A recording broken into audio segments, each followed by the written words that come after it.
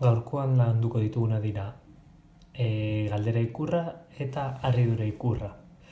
Gogoratu euskeran ikurra hauek bakarrik esaldiaren bukaeran jartzen direla.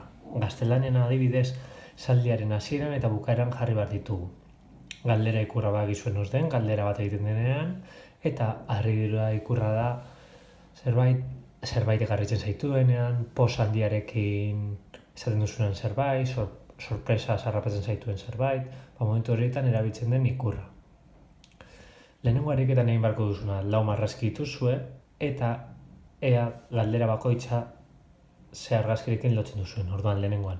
Nok aportu bizeba Klararen lorentzia, nok uste duzu galdetuko duela, gizon honek, emakume honek, ala honek.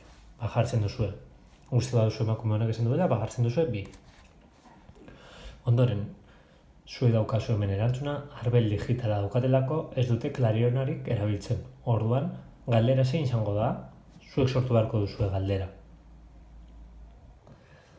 Hirugarrenean, osatu elkarrizketa galderak idatziz. Berak ematen dizu elkarrizketaren zatia, baina bat, bi eta hiru galdera sartu beharko dituzue.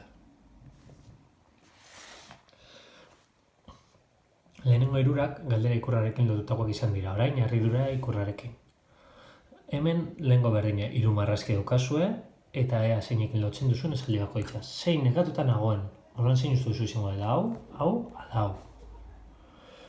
Ondoren, bosgarrenean daukazue, harridura ikurra sartu behar dituzue espazio hauetan, eta zein sartu behar dituzuen izkin honetan jartzen dizu orduen hauek, joan behar zarete txertatzen testuan.